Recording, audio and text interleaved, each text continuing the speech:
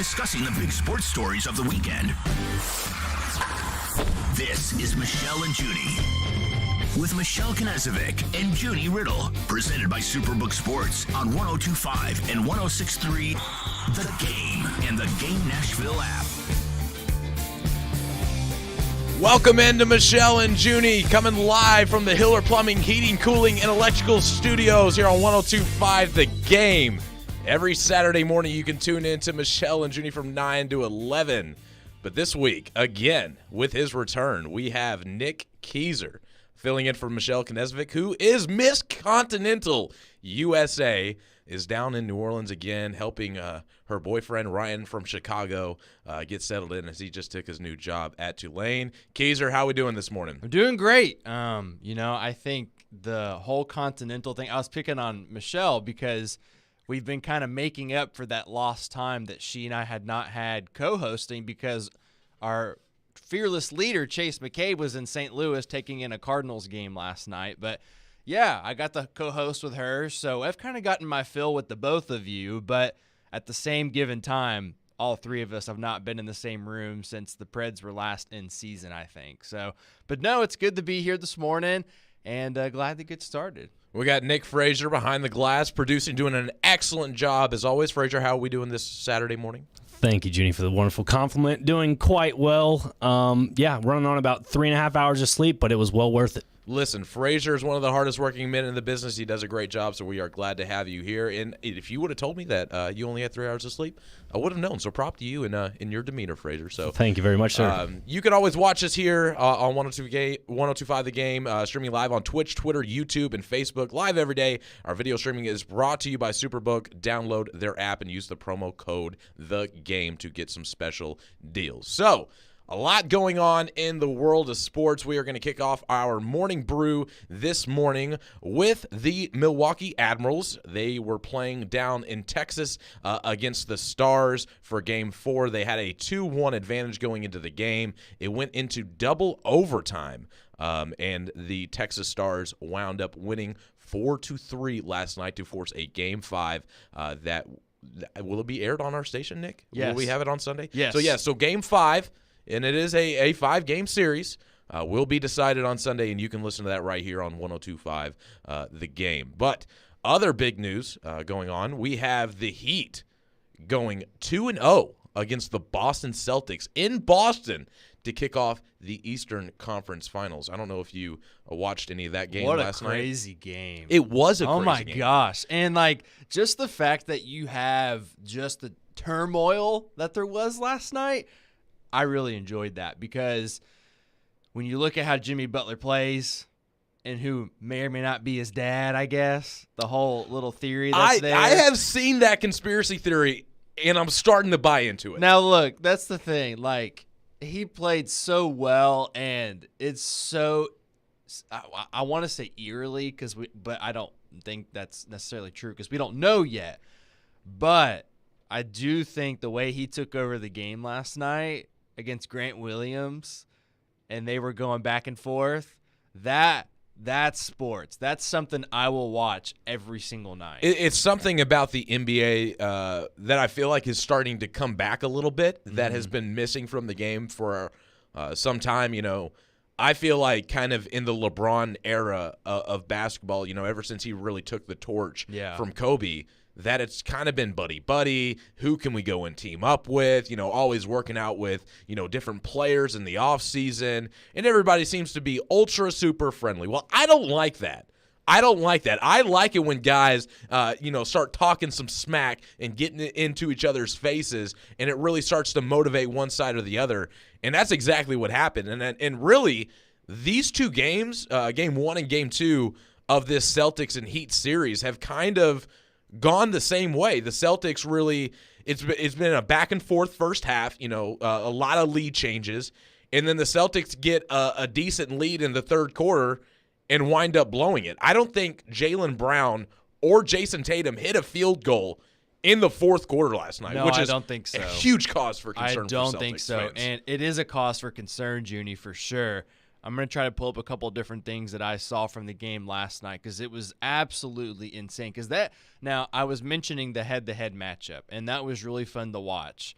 So here's one I will rattle off to start us off is the Celtics are now 8-11 in their last 19 home playoff games. So, yeah, that little trend has not been going their way as of late. And then another thing, too, that I thought was crucial last night for the Heat, Caleb Martin had 25 points and 4 rebounds off the bench. Yeah, no, I did see that. Caleb Martin had a really good game last night, like you mentioned, 25 points. But Duncan Robinson off the bench, he was good too. You know, he had 15 points, and you know he's typically not contributing like that. But on the Celtics side of things, you know, the difference that I'm seeing in this year's playoff run compared to last year's when they made the NBA Finals against the Warriors was the offensive production of Marcus Smart. You know, Marcus Smart last year, and I remember when he got drafted to the Celtics and how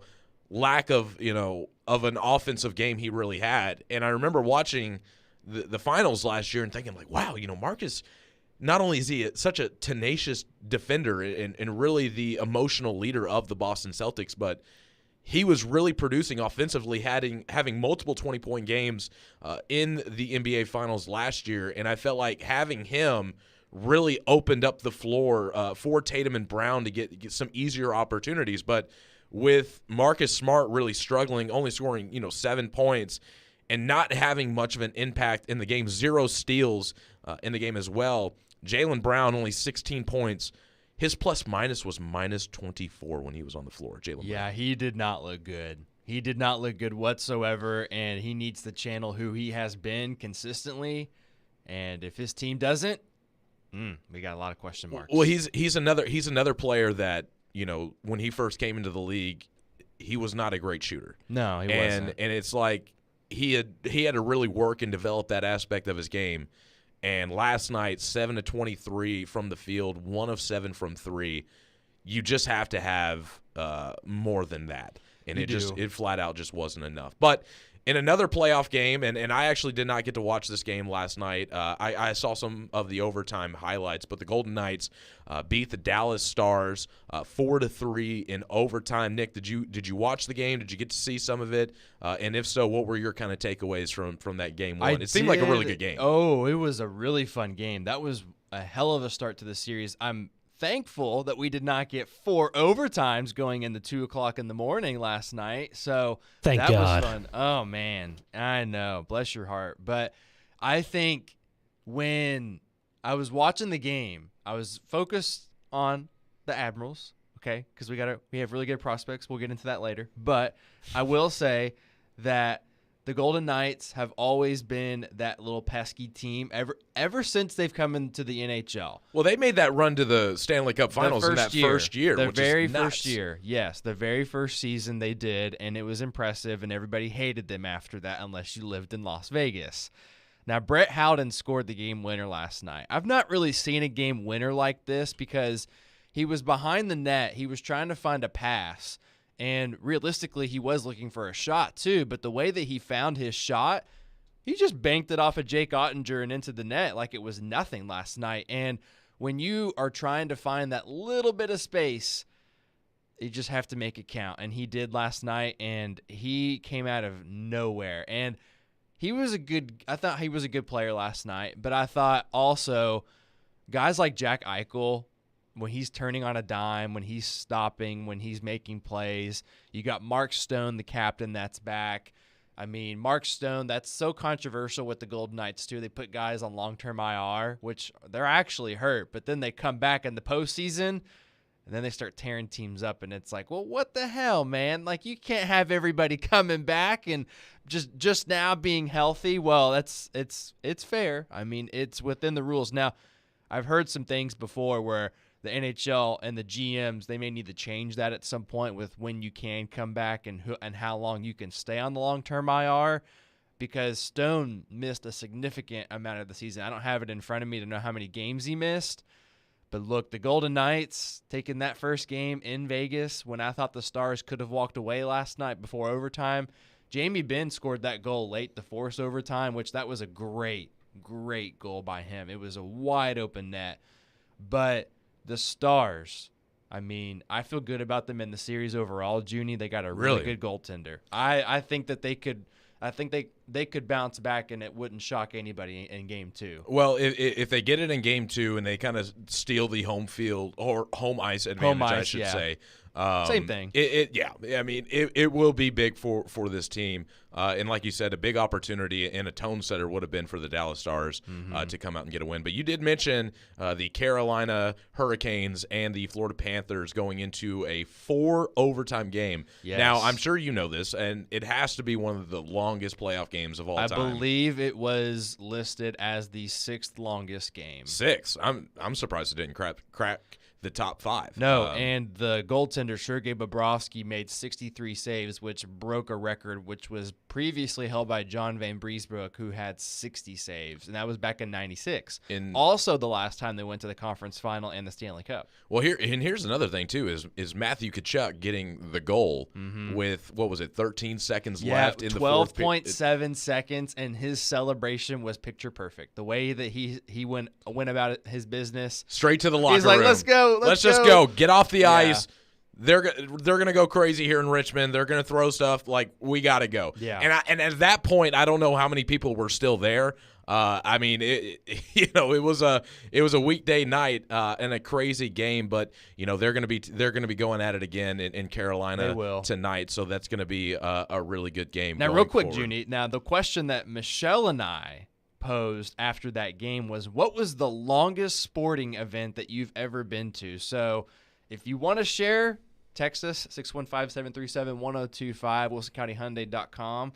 But yeah, I think that would be a fun one to talk about throughout the show. So I've never been to a game that went into overtime that was like super long and super crazy. But I do remember, me growing up in Louisville, being a big Louisville Cardinals fan, as one is, that I always religiously watched the Big East basketball tournament, and I will never forget the 6 overtime game between UConn and Syracuse in the Big East tournament. And I just remember watching that whole game, just like eyes glued to the TV, thinking that was one of the best basketball games I've ever watched. And I actually tweeted at Michelle with that. That image. was one of a couple of different text messages that we got, was that game. Yeah, that game was flat out awesome. But coming up next, we are going to kind of get into a little bit more in depth with the NBA and NHL playoffs. The Denver Nuggets and Lakers play tonight, and after their 4-overtime game, the Hurricanes and the Florida Panthers are going to go at it in Game 2. We will recap that and preview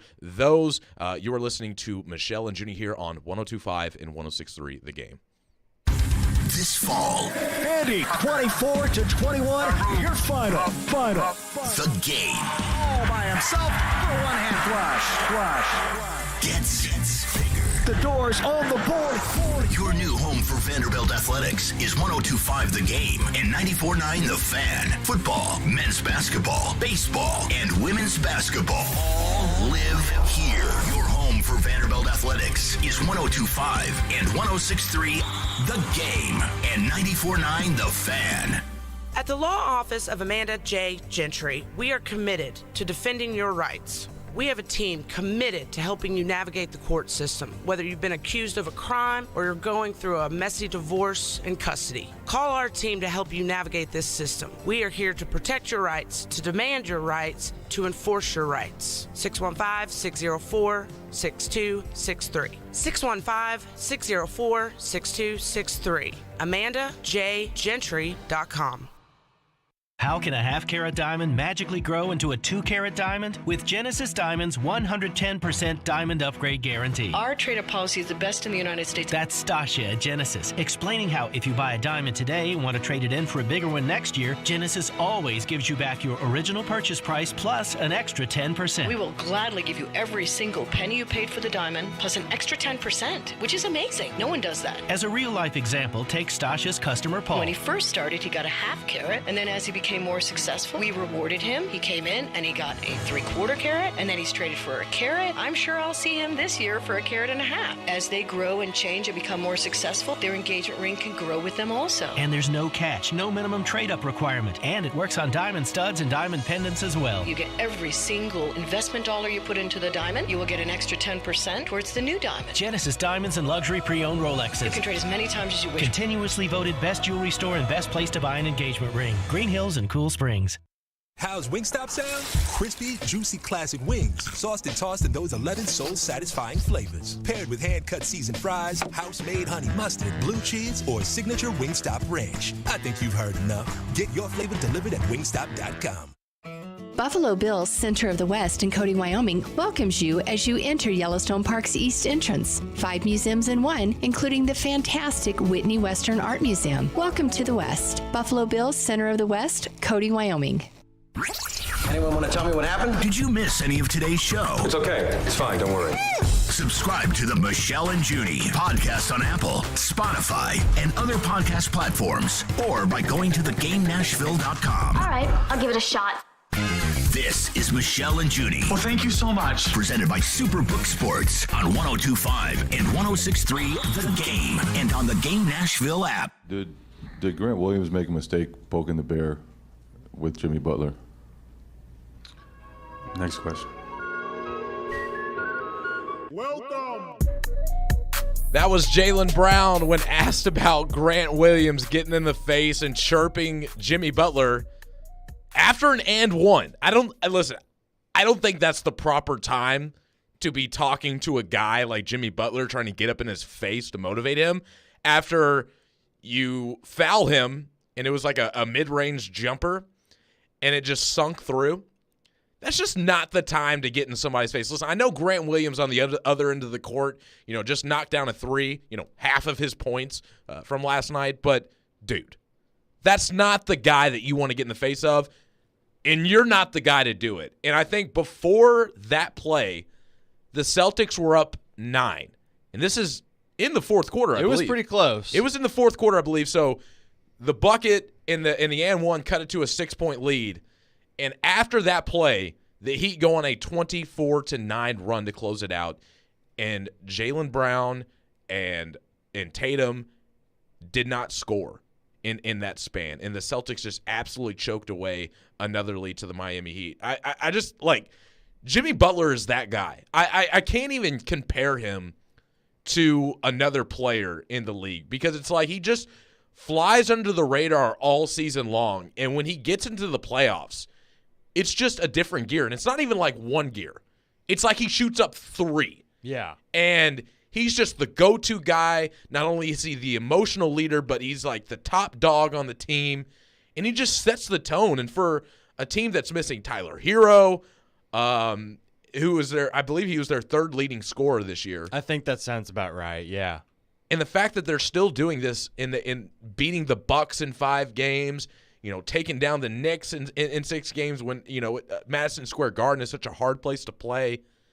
And then you got the Celtics down 2-0, and you just absolutely sweep them in the Garden. I mean, this is unprecedented to me. It really is. And when you have this little bit of a swing go in your favor, how do you feel as a fan? How do you feel as a player? Because when this gets killed in your favor, you lose the first 2 games at home.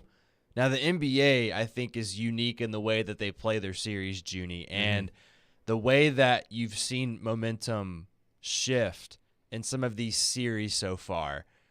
Now, I'm not going to count LeBron out completely yet, but look, now, the Heat series, when you lose 2 games at home and someone has poked the bear just like someone poked LeBron, who is now a younger player that's been poked and is more than capable of taking over games consistently, I think he is more than capable to help them sweep the Celtics. I'm not calling that, but I'm saying when you transition yourself over back to Miami, and look, sports apparently seem to run through Miami this spring. Yeah. And The Panthers have been playing well. The Heat have been playing well. As 8 seeds. Yes. Both of them. Yes. Now, were the Heat the worst seeded team in the postseason when they got in? Because if so, that would be exactly how the Florida Panthers are. I can't remember because, obviously the 7 and 8 seeds are playing. So Well, I can't remember if it was yeah. them or Atlanta that was the higher seed because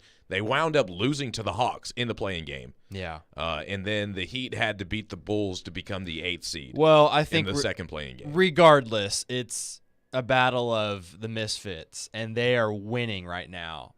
Handedly winning right now. Would they be the first 8 seed in the NBA Yes. to make it to the NBA Finals? They would I be. think they will because really, like you said, sweep. I don't think the Heat are going to sweep the Celtics. I think the Celtics will get one game down in South Beach. Would you believe it if they did? What? Do you think it's likely more than not? I think after winning the first 2. I think it's more likely the Celtics get a game than get swept. I think the Celtics are too talented. They're a little bit deeper than Miami. I know Miami's bench has played better in these first 2 games. Don't get me wrong, but when the Celtics are firing on all cylinders, and like we mentioned, Marcus Smart and Jaylen Brown are playing up to their standards, they're the better team. And so I think this series is over. Like I do, because all really Miami has to do is to win one game in Miami. You're up 3-1. You still have home court advantage, and then you go back to Boston where you already won one, and then you get Miami.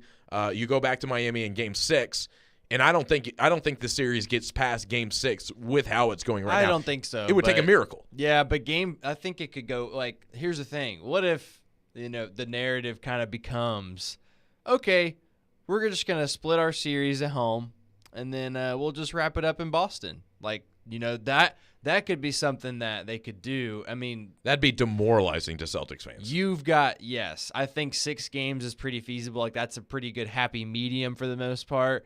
But if you see them losing 5, like you said, that's pretty demoralizing if you're a fan. So I want to get into LeBron and the Lakers going up against the Nuggets as well. Jokic just absolutely balled out in Cheat game code, 1. man. I mean the triple double with what was it, 20 rebounds, 20 plus rebounds? Yeah. 21, 22, I think, something like that. It's absurd. And I like the point that you made, it might have been yesterday, talking about playing in Denver with the altitude. Yeah. The age of the Lakers has to play a part in this, and the altitude and how that affects athletes' conditioning. I mean, Denver's a tough place to play. It sucks, man. I was there snowboarding. Like, look, I'm not a pro athlete, but look, just it really does bother people. It truly does. And when you play downtown, especially too, where the air's thinner and you are in a boxed in place, and there are thousands and thousands of people there watching you, and they got a good crowd in Denver too. They got passionate fans. Yes, and I think that honestly plays a bigger part than people think it really does, because when you are on the sideline and you are trying to drink electrolytes, look, you can't get by. Like, you could drink water, you can do whatever you want, but I'm saying to stay ready, to not cramp up, to stay in shape throughout the game and keep yourself ready to play at your best level, it's very difficult. So with this Nuggets and Lakers series, I think the Lakers have to win 2 in a row in Los Angeles. 100%. Just to have a chance, because I think it would really take a lot, and it would have to take a historic performance by LeBron, probably one of his greatest road playoff games, because some of those games that he had back when he was playing in Cleveland and even in Miami for some of those years that he had to go on the road and win in places like Boston. Mm-hmm. He's got to have one of those historic games that people are going to go back and be like, okay, LeBron absolutely took this game over, stole a game in Denver, and took advantage of winning at home in order for them to even have a chance. Because I'll say this, okay, if the Nuggets win a game in Los Angeles in games 3 or 4, this series is over in Game 5. Okay. I'm saying that right now. I think that's completely reasonable. Now, the other thing I want to bring up, too, that I asked Michelle, and I think you are going more into this than maybe our conversation had when I was with her, but what do you think about LeBron's legacy if he was to go to the finals, or if he was even to win it? Do you think this is the hardest postseason in his entire career? Is it the most accomplished one? Perhaps like how he got there, how he finished, and maybe some of the games that he had? I would say, and you're just saying just going to the finals, right? Yeah. Not winning it, just going. It could be both, but it could also just be the journey to get there. Okay, I would say this. It would be second for me. The 2007 run that he had to go to the NBA Finals, and they ended up getting swept by the Spurs, and that's what a lot of people remember. But for him to get there with that cast of players, so difficult. And at such a young age, where his game wasn't nearly as developed as it is now, he was such a freakish athlete that he could get through it. But you're talking about him not really having a perimeter game. His mid-range jump shot at the time wasn't as refined as it is now. Him carrying that cast of crew at such a young age, I think that to this day is one of his greatest accomplishments. Obviously him coming back and beating the historic Warriors from 3-1, but he had a really good cast around him in that series as well. So this would definitely be top 3 playoff performance and playoff run for me with LeBron James. And this is somebody who's a huge critic of LeBron. Yes, and I think that would be completely fair from my perspective too. I thought it was a huge question to ask because it is his legacy. He's the all-time leading scorer. He's the GOAT in a lot of people's eyes, and I think there are tons of arguments there. Obviously, in sports talk TV and radio and anywhere else, even writing, it's a really popular topic. But I thought I would ask that question. Yeah, no, definitely. LeBron is one of the greatest of all time for me. I'm still on Team Jordan. But we're not going to get into that. That nobody cares. But what people have been caring about this week and the weeks coming up, and it has been a huge topic surrounding Mr. Keyser over here, has been about the Milwaukee Admirals. We are going to have a response on our show to a lot of the criticism from other people on this station that have been talking down about the Predators farm team. Coming up next here on Michelle and Junnie, you're listening to 102.5 and 106.3 The Game. All the big plays. Ball right to score. Yoshi sets up Matt Duchesne. All the big stories. For the Predators, are you holding on to what you got, or are you selling some guys off? All in one place. We are Nashville's best sports talk. 102.5 and 106.3. Green flag is in the air. It may not happen that way every game. His shot stopped. Play better, gotta coach better. TD Tigers.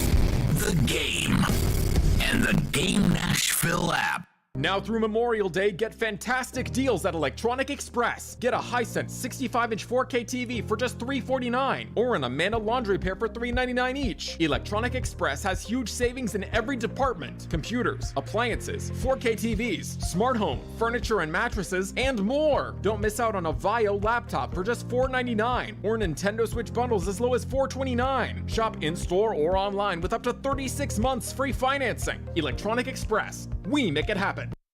AM radio provides always-on news, sports, talk, traffic, and weather reports. And it's also a vital service that provides important emergency information when your community needs it most. Tell Congress you need AM radio to stay in your car. Because when cell phones and the internet are down, this free emergency service is critical. And when you don't have electricity, radio in the car is often your only lifeline. Text AM to 52886 and tell Congress we need AM radio in cars. This message furnished by the National Association of Broadcasters.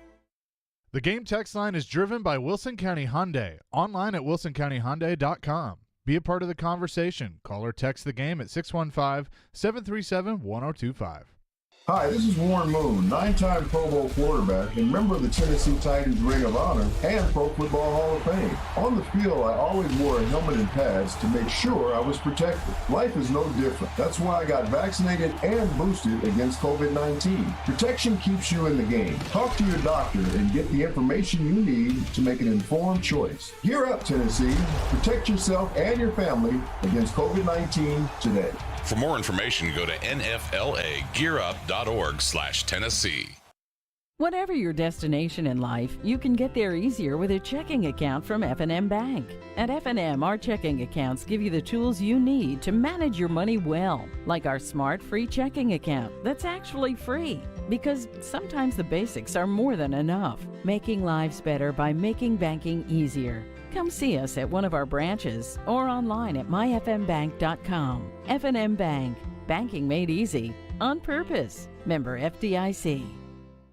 The offseason is in full swing, but there's no slowing down ESPN's Teron Davenport. The flow of information. He talks the talk. Spears gives you that guy that can still hit the home run. And walks the walk. As a run blocker, he's going to murder a linebacker at the second level. On everything Titans, TD is on Mondays at 1, Thursdays at 3, Friday mornings at 8, and anytime on the Talkin' with TD podcast. TD is on 102.5 and 106.3 The Game and the Game Nashville app. This is Michelle and Junie. Really? That's fantastic. Presented by Superbook Sports on 102.5 and 106.3 The Game and on the Game Nashville app. Wide open on the right wing. Evangelista gets to the right dot. Shoots, scores! Luke Evangelista! 8:02 of the first period. Perfect feed and stride from Ratcliffe. For Luke Evangelista, that is his fourth of the postseason, and Milwaukee enjoys a 2-0 lead here in game number 4. That was the radio call in Milwaukee as Luke Evangelista put up a goal last night in the first period. Again, we recapped that in the Morning Brew in our first segment about how it went into double overtime. And the Milwaukee Admirals just slipped up and lost 4-3. So the Stars forced a Game 5 that you can hear on our airways on Sunday. So make sure to get the info and tune into that. What time is that puck drop, Nick? Should be at 7 p.m. on 102.5 The Game, but it's 7 p.m. But it's airing in Milwaukee. We're just happening to do that, which I heard that we've also done. Like, we've got the sounds on 94.9, and we've actually aired, I believe. No, not Brewers games. It was flip-flopped. They've aired 94.9 games in years past, apparently. When they were on a run, yes. It's been a good partnership with Milwaukee. You know, we have their minor league baseball team. They have our minor league hockey team. So the connection is there between the two cities. But something that I really wanted to get into, because you've been catching a lot of flack from a few individuals on our radio station this week about you kind of covering the Milwaukee Admirals. And I went in and did the research. And I looked at the box score last night, and there was a total of 19 players that played for the Milwaukee Admirals last night. 12 of those players played at least 5 games for the Nashville Predators. 13 of them played for the Nashville Predators, if you count Askarov, who played that one road game up there in Montreal. And obviously, he is still a big part of this. And then I added one more player to make it 14 of the 19 because Joachim Kimmel has been just about a point-per-game player. So we're talking about 14 of 19 players that are on the Nashville Predators' radar as being contributors to the team. And yet, we still have people on our station who are questioning the fact as to why Preds fans and Preds media are diving into the Milwaukee Admirals as they make a playoff run. Who cares about the Milwaukee Admirals winning a playoff game? I'll tell you this. If we have 14 of 19 players that have played up here in the big leagues with the Preds this season who were contributors, a lot of them some pretty big contributors to the success towards the tail end of the season, why wouldn't you care if this team – why wouldn't you care if this team wins or loses when you see that there are so many of these players that are actually playing in the big league? So I want to go to our afternoon show and the comments that were made earlier this week, and afterward I would like Nick Keyser to respond. Somebody got really mad on Twitter, and they tweeted me. And they said, so Jared Stillman decides anyone keeping up with the Milwaukee Admirals is wasting their time and has no life. Did I say they have no life? I don't know if you said that. The Milwaukee Admirals! If you want to watch Evangelista, Tomasino, Kimball, Askarov, those guys, fine. I get it. But if you actually care about the result of the game, you got to get a life. Now, I will say this with one big asterisk. Yeah, well, yes, that was precisely what Jared Stillman had to say, Junnie. And minding my own business, covering the team during an interview. Which you do a great job doing, by the way. I appreciate that. I was getting messages from my beer league hockey team out of every place that I initially saw it that said, hey, I don't know if you saw this. And then I went back and I listened to those parts of the show. Now, the back half of it was what Jared initially said. So you heard Joe say, the Milwaukee Admirals. We just had to put some sort of transition in there. That was the beginning to what Jared had to say in the fourth segment of his first hour at 2:45. And I will preface that Jared and I have had a conversation. We're fine. We aired it out. But look. It's all in good fun. All in yes, good fun. Absolutely. But look, at the end of the day, when you are covering a professional sports team, and Junnie laid it out perfectly, absolutely beautifully how it needs to be thought of, is you have the prospects. And I have even come on this show on Saturdays and even told my midday show that I produce about what's going on with the Admirals throughout the season. Because if you don't, you're not going to be aware of who's coming up. I even talked to a kid that will be joining the Admirals next year. You don't think I'll pay attention to him? Absolutely I will. Joakim Kimmel. I'm starting to say his name right now. But I think at the end of the day, it's fine. Look, you can have your opinion with it, and that's warranted. Now, when you're covering this team and you need, and I think there is a need for this coverage in town, it makes a difference. And clearly, especially some of the responses I had, whether it's from coworkers or if it's from the fans or if it's from local media that know me personally or that know me now because of what Jared said, actually, I think it's fine. But I think it's fine to think that it doesn't matter. The result doesn't matter. Now, what matters is the prospects. I agree with that part. I agree with the whole argument. But when you are a professional writer for Nashville Hockey Now, by the way, that's where I am at now. Plug your stuff. I'm saying when you are covering the team like anybody else should be doing, by the way, that's why I said for what it's worth, I did not do play-by-play of what they did the other night. I wasn't.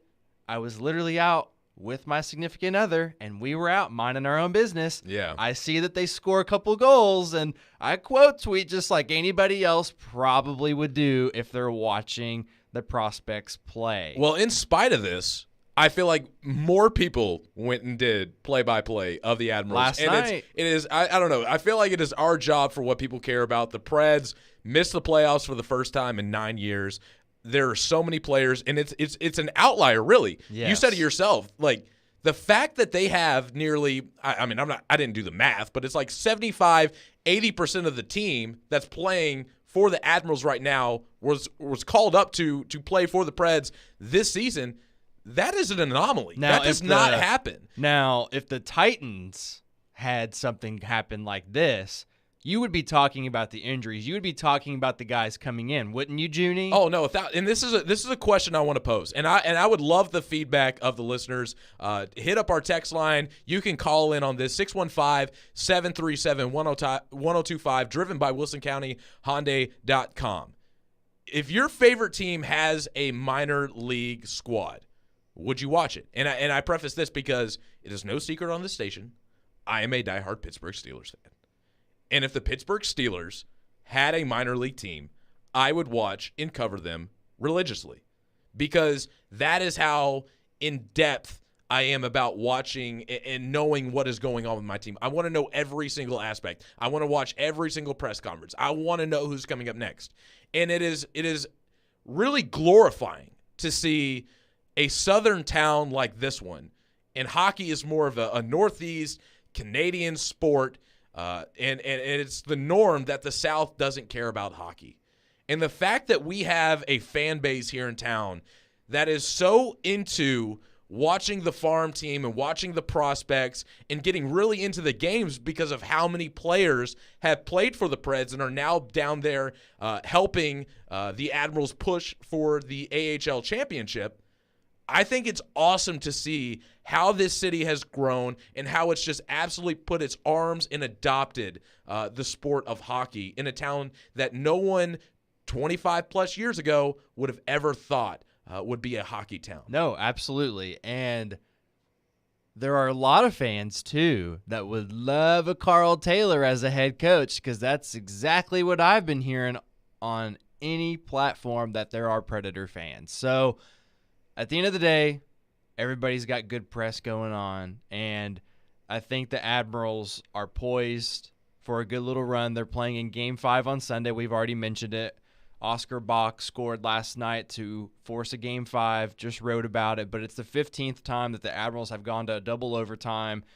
It was their, I believe, 5th longest game in franchise history last night. That's what Aaron Sims, who, by the way, go give him a follow, Aaron Admirals on Twitter. He did a great job of updating. Yeah. He was like, at this moment in time, this is the 7th longest Admiral game. Yeah. At this moment in time, it is the 6th longest. Like, the guy knows his stuff. Like, Yes. he was on top of it, and he, like, you had mentioned it to me, and I had not taken the time to actually listen to the radio broadcast. I at times have watched the stream when I'm with you watching the game, but he is really good at that. So yeah, he's good. Couple texts I want to get into, though. Easton says the Eagles have a minor league team in Georgia that a ton of folks watch. So that's a good one. That's a good one from Easton.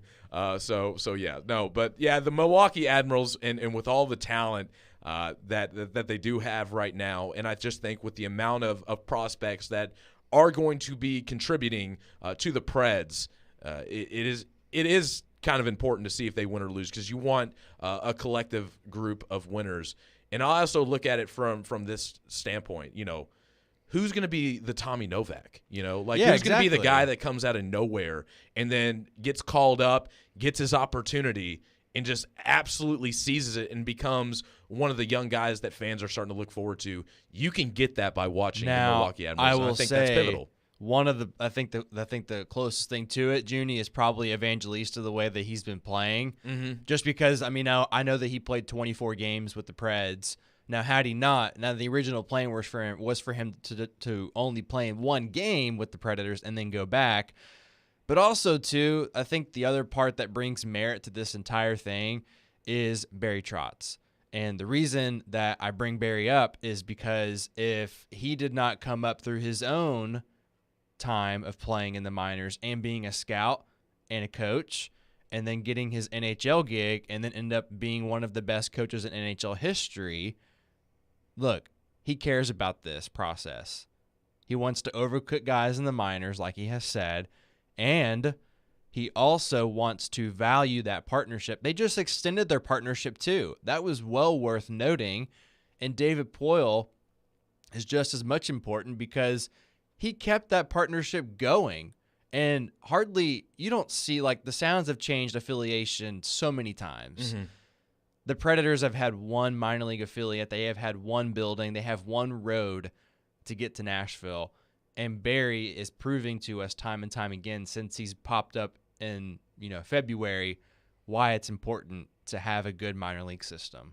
It is very important when it comes to the minor league and watching the development of young prospects coming up to the majors. And like I said, just seeing that grow in the city of Nashville has been really good. But something else that's been really important that has been coming up and has been breaking news here recently has been the update of the head coaching position with John Hines. It seems as longer and longer as this thing plays out, it seems the Predators are going to move on. But is that the right decision? We will discuss that next. You are listening to Michelle and Junnie here on 102.5 and 106.3 The Game. A show that lives and breathes sports. Focus in, focus in, focus in. From the SEC. Credit to the Alabamas, the Georgias, and the Ohio States of the world. To the Preds. They've been in a lot of really tight games, but they're not winning enough of them. To the Titans. He's talking about what this franchise has built over the years. Caroline, Willie, and D-Mace. What is this? Check it out. Weekdays from 11 to 2 on 102.5 and 106.3 The Game and the Game Nashville app. Hey, it's John Tesh. You want to know how to get better rates, better coverage, and better service on your home and auto insurance? Work with Zander Insurance. I know it's a big promise, but this team delivers. They've been around for almost 100 years, and have earned the privilege of representing dozens of insurance companies so they can shop, compare, and find you the best options available. More options mean more savings, and in many cases, better coverage. But it doesn't stop there. Each year, they review your coverage to make sure your rates stay competitive. Nobody else does that. And when it comes to service, just check out their ratings. Xander is one of the top agencies in the industry, and they earned that spot with their commitment to making sure their clients are taken care of like family. That's what sets them apart. Go to Xander.com for quick online quotes or call 800-356-1780 for that personal touch that you've been missing. If you missed the latest from Stillman and Company. Texter says, good thing you're not running the Titans. We have not seen Will Levis under center in an NFL game, and you act like he's a better quarterback than Malik Willis. Let me say this. I've seen Will Levis play football in a college game, and I can tell you right now he's a better quarterback than Malik Willis. I saw Will Levis at rookie minicamp last week, and I can tell you he's a better quarterback than Malik Willis. Guys, Malik's awful. This offense with Malik under center was so inept that the second they put Josh Dobbs in the game, it was like the Titans hadn't just gone out and gotten a warm body to play quarterback. It was like they went out and got a real quarterback. And yet Malik was so bad that when Dobbs got in there, it was boom, right away. Levis was certainly a better player at UK than Malik is now. Stillman and Company, weekdays from 2 to 6 on 102.5 and 106.3 The Game and The Game Nashville app. Nashville Sounds Baseball lives on 94.9 The Fan. Catch every pitch. Swing and a miss, strike three. Every hit. That's a base hit. Every run. Looking up, it's gone. On your home for Sounds Baseball. 94.9 The Fan and The Fan app. This is Michelle and Junnie. Well, thank you so much. Presented by Superbook Sports on 102.5 and 106.3 The Game and on the Game Nashville app. Barry Trotz with us here on Robbie and Rex Road. So, Barry, you talked about the status of John Hines at the end of the season press conference, and now he's under contract, but some evaluation still needs to take place. Where are you at in terms of the evaluation of John Hines, and is there any news on what his status looks like for next year? No, exactly what I said at the press conference. I'm going to evaluate. I think John did a terrific job, as I said when I came on. We sort of moved 4 players at the trade deadline. He lost 8 players to injury, and he continued to forge on with the group. And what I like about what John did is he just coached the group that he had. And I know John and his staff are good coaches. I sat in their meetings. I listened to them. I understand what they're doing. So with John, I just said, from my perspective, everybody is going to be evaluated. And also I'm going to evaluate other organizations too. So if I can improve in any aspect of our organization, be it coaching or development, I'm going to try to do that. But I can tell you the staff is a really good staff. They know what they're doing, and I have a lot of trust in them. That was Barry Trotz with Robbie and Rexrod a few weeks ago saying that the evaluation process of head coach John Hines is still going on. And I posed a question before we went into break, Nick, was should his job still be evaluated, and should they move on from John Hines at this point in the offseason? And I discussed this with Michelle last week. And I just question why so late. The Preds didn't make the playoffs. Certain teams that got knocked out in the first round made their coaching decision immediately. And I feel like if you're going to move on from John Hines at this stage in the offseason, you're already 2 or 3 steps behind other teams that are going in on the coaching search. And I also think it is immoral for you to try and talk to coaching prospects and basically dangle that carrot in front of your current coach's head, and then if the coaching prospect that you want winds up going somewhere else, that you end up sticking with the guy that you have. So, to a sense, I do agree with they've taken a little too long to make the decision. Where I differ in a way is the way that they want to go about the coaching staff. And I'm really under the impression that, and I love that everyone has enthusiasm for Carl Taylor to be the next head coach. We just got done talking about the Admirals and the magnitude that has on the Predators' future. I don't think he's going to be the head coach. I think if he does have any sort of promotion, you would see it be as an assistant to the Predators. So depending on who is the next head coach, I could see Carl coming up. I could also see you have Rollo down in Milwaukee. You've got Scott Ford down there too. Those are two very capable coaches of supporting Carl Taylor wherever else he goes if he does become the head coach. But I'm saying Carl would be an assistant before getting his shot, more than likely. Now, we're not inside Barry's head. Barry's not joining us anytime soon. What he said, that's the closest thing to an update that we have. And, you know, Spencer Carberry was the name that has been thrown out there a lot, Junnie. And he's from the Toronto Maple Leafs, he's right? the assistant. And just yesterday, the Maple Leafs don't have a GM. They don't have a special advisor to the GM, Jason Spezza, who was a storied veteran, one of the best forwards in Ottawa Senators history, becomes an assistant to Kyle Dubas, and he left yesterday. And that tells me there's going to be significant change in Toronto, not just with the front office, but with the players this offseason too. And Carberry's part of it. Carberry has had 3 different interviews in the NHL. So as I'm pulling it up, I'll tell you some about Carberry. So Carberry was the assistant head coach in Hershey when Barry Trotz was the head coach of the Capitals.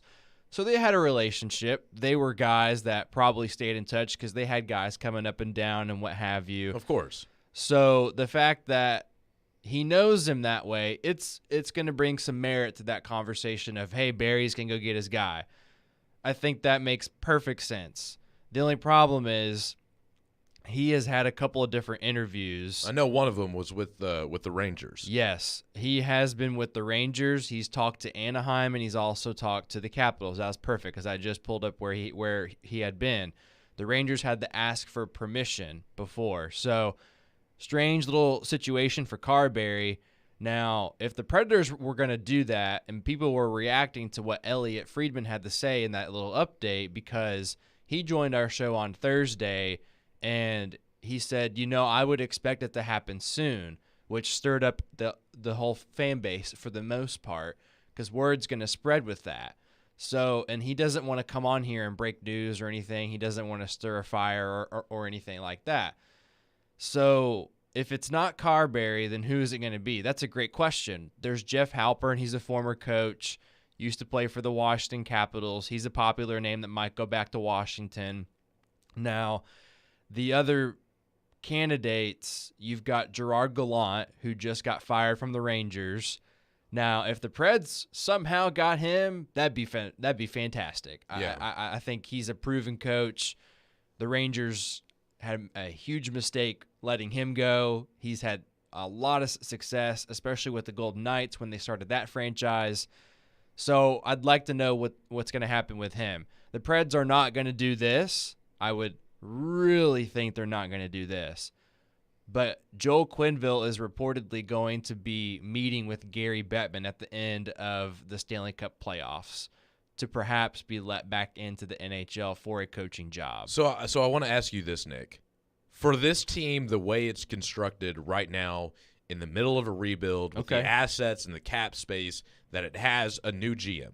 Okay. If they were to make a coaching change, would you rather go with a coach that has head coaching experience or one of these younger coaches like you've been discussing that are waiting for their opportunity but have a lot of promise under them? See, I'd like to know, and this is what's so hard because Barry's new. If I knew who he had as a short list of who he was going to talk to, I would maybe say a new coach. I would rather it be someone experienced until I know what the short list is.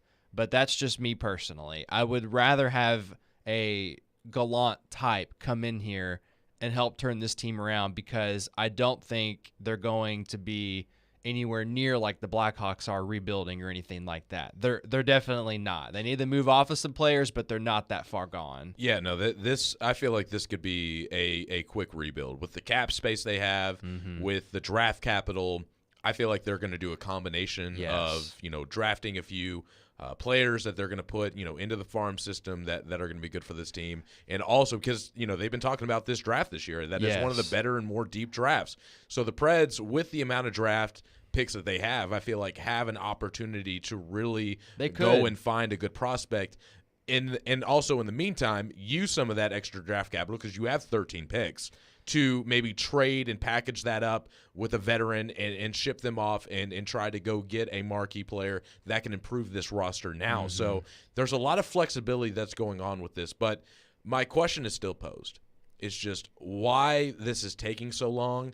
And in all reality, do you think they move on? What is more likely? Them staying with John Hines, maybe making a move in the season if things, start off rough? Or do you think that they actually might go ahead and let him go and get a new coach this offseason? I would love to give you a definitive answer. If I did, I would say no. But I would also I feel like I have to say this. I feel like Tehran's saying this. Like, I have to say this. If Barry does not do his due process like Carthon has done, talking about how he's been very diligent, then if the Preds are not diligent and Barry's not diligent and they don't have their guy, you need to expect that John will be here this year, probably for the full season, because he has 1 year left on his deal. That's exactly what Barry said, and Barry is playing chess right now. He's doing exactly what he needs to do, and as we know, he's long-winded, and he's going to talk his way around anything when he's asked about it. No, absolutely. I completely agree with that. If you're asking me, I say John Hines is the coach to start the season, but similar to how they started off rough and really got behind in the standings, I think if that happens again with how the season ended last year with the young guys, you get those young players in and you get your veterans back and you're healthy with goaltending that UC Saros is going to provide you. I don't see why they wouldn't make a move before the new year. So, that's still going to be up in the air. Hopefully we get a decision and an announcement about that here soon. But transitioning here, I have talked to somebody that is close to Traylon Burks. The T. And I have been down on Traylon Burks. I have not thought that he is going to turn into a very elite receiver. But when talking to this individual, it has slightly changed my mind. We will get into that next. You are listening to Michelle and Junnie here on 102.5 and 106.3 The Game. 102.5 and 106.3 The Game has an all-star lineup Monday through Friday. Batting first at 6 a.m., it's Robbie and Rexroad. Yeah, you take that. You take that. Take 80% of that. Followed by Chase and Michelle at 9. Couldn't hit the broadside of a barn. I need my caffeine so much. Then it's Caroline, Willie, and D-Mace at 11. Yep, green light, let's go. You've got a lot of options. He say, she say. And bringing it home at 2, Jared Stillman for Stillman and Company. That guy will be a good coach. We are Nashville's best sports talk, 102.5 and 106.3 The Game. ElectronicExpress.com. We make it happen. Looking for a big diamond? Genesis Diamonds introduces our Elite Collection, all new for this year. These are large, rare diamonds in the top 1% of the world. 3 carat, 4 carat, 5 carat, up to 10 carat precious diamonds for the most discriminating buyers who appreciate quality. Genesis owners travel worldwide, tapping a vast network of diamond cutters, carefully hand-selecting each of these remarkable diamonds. We invite you to view this premium collection of GIA-certified diamonds, rounds, cushion cuts, emerald cuts, even fancy colored diamonds in size and quality never before seen here. And to showcase these exquisite stones, only Genesis has the finest handcrafted rings from all the world-class designers. If this is the year you're upgrading her original diamond, or you just want to go big for the first time, no need to travel to New York or Los Angeles or Antwerp. Genesis Diamonds' elite collection of large, precious diamonds is here in Nashville. Genesis Diamonds and luxury pre-owned Rolexes, Green Hills and Cool Springs. Over the years, more men have started to seek help for hormonal deficiencies and imbalances, and Dr. Jeffrey Lodge and wife Daphne, along with their experienced staff, give men the treatment required to improve your quality of life, improve your immune system, energy level, cognitive function, and more. There's no better time to achieve a healthy lifestyle. What are you waiting for? Give Cool Springs MD a call today for an appointment at 615-486-3458 or visit our website at coolspringsmd.com. Buffalo Bills Center of the West in Cody, Wyoming welcomes you as you enter Yellowstone Park's east entrance. 5 museums in one and the greatest firearms museum anywhere. Welcome to the West. Buffalo Bills Center of the West, Cody, Wyoming. Live from the Hiller Plumbing, Heating, Cooling, and Electrical Studios. WPRT-FM Pegram, WPUC HD2 Laverne. Bobby and Rexroad. Chase and Michelle. Caroline, Willie, D-Base. Dominic Company. Nashville's best sports talk. Crank it up. 102.5 and 106.3. Cranks it, he scores. On both sides of the one big possession. Touchdown, Middle Tennessee. The Game. A Cromwell Media Station. Discussing the big sports stories of the weekend. This is Michelle and Junnie. With Michelle Knezovic and Junnie Riddle. Presented by Superbook Sports on 102.5 and 106.3. The Game and the Game Nashville app. Welcome back into Michelle and Junnie. You can stream us live on Twitch, Twitter, YouTube, and Facebook live every day.